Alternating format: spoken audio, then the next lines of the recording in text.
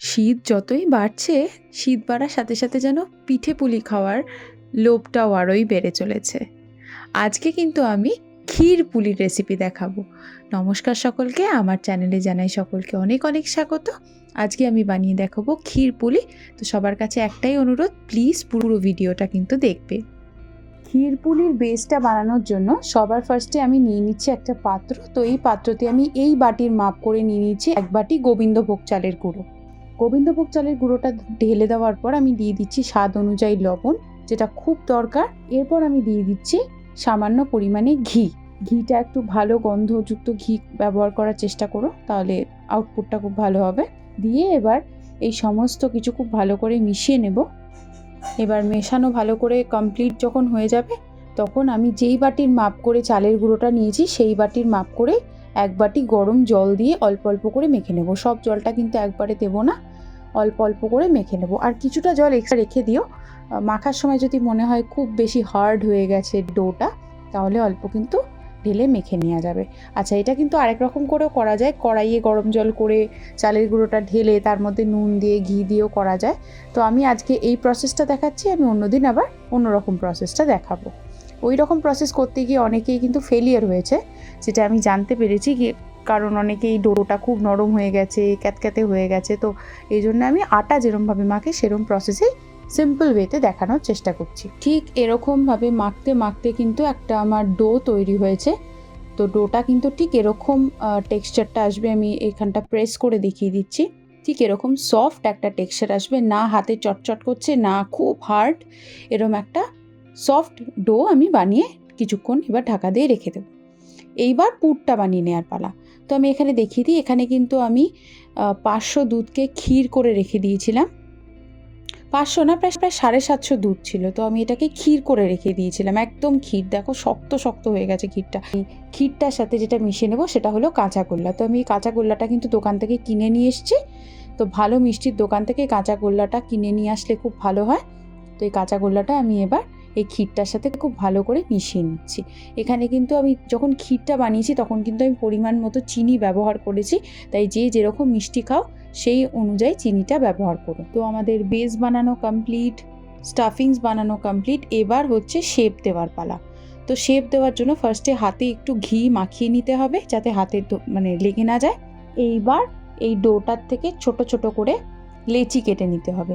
আচ্ছা, লেচি কাটার ব্যাপারটা বলে দিই। যেরকম আমরা লুচি করার সময় লেচি কেটে নিই, ঠিক সেরকমই ছোট ছোট বলস বানিয়ে নিতে হবে। বিশাল বড় একটা বানাবো না, বা খুব ছোট করবো না যে পুরটা ঢোকালেই ফেটে যাবে, সেরকম না। একটা মিডিয়াম সাইজের বলস আমি এখানে দেখিয়ে দিচ্ছি কীরকম সাইজের আমি এক একটা করে বলস নিচ্ছি। সেরকম এক একটা ছোটো ছোটো ছোটো ছোটো আমি লেচি কেটে নেব। তো হাতে ভালো করে ঘি মাখানো কমপ্লিট হয়ে গেছে। এবার আমি দেখাচ্ছি এই যে এটাকে বাটির মতো করে আমি ভেতরের অংশটাকে গর্ত করে বাটির মতো করে একটা শেপ দিয়ে নিচ্ছি। এবারে বাটির মতো করে নিয়ে ভেতরে আমি এই পুরটা কিন্তু ঢুকিয়ে দেবো, আর খুব আলতো হাতে এই মুখটা বন্ধ করে এর একটা শেপ জেনারেট করব।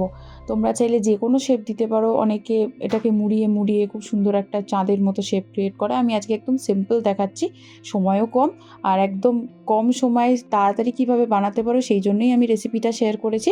আমার মনের মতো একটা শেপ আমি এখানে ক্রিয়েট করেছি। ঠিক এরকমভাবেই প্রত্যেকটা কিন্তু সেম ওয়েতেই বানাবো। প্রথমে বাটির মতো করে মুখটাকে সেট করে নেব, তারপর পুরটাকে এর মধ্যে রাখবো, মুখটা করে দেবো বন্ধ, তারপরে সুন্দর করে একটা শেপ জেনারেট করব করে কিন্তু আমার এই দেখো সব কটা কিন্তু আমার ডান, রেডি একদম। তো এরকমভাবেই চটজলদি কিন্তু তোমরা বানিয়ে নিতে পারবে। এইবার ফাইনাল স্টেজ।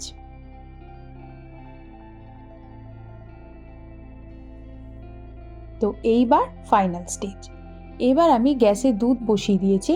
এই দুধটা কিন্তু হালকা ঘন করব, বিশাল একটা ঘন করে ফেলবো না, হালকা ঘন করব।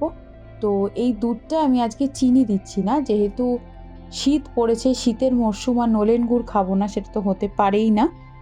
তাই আমি নলেন গুড় দিয়ে কিন্তু আজকে এই ক্ষীরপুলিটা বানাচ্ছি।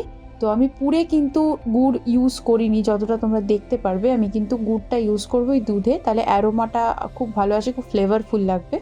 তোমাদের যদি গুড় খুব ভালো লাগে তাহলে তোমরা পুরেও কিন্তু গুড় দিতেই পারো, কোনো অসুবিধা নেই। তো আমি এখানে পরিমাণ মতো গুড় নিয়ে ভালো করে দুধের সাথে মিশিয়ে দিচ্ছি।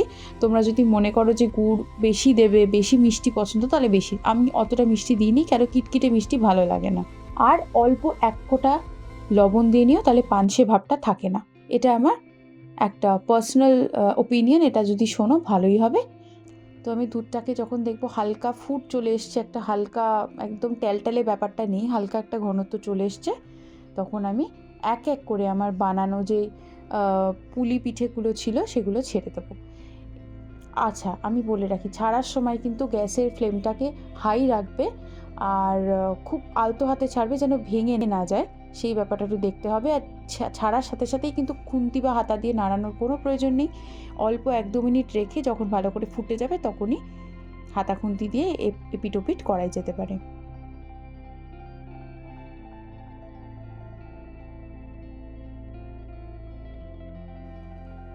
তো দেখতে দেখতে কিন্তু এক একটা করে স্টেপ কমপ্লিট হলো, আর আমার পুলি পিঠে বানানোও কিন্তু একদম কমপ্লিট হলো।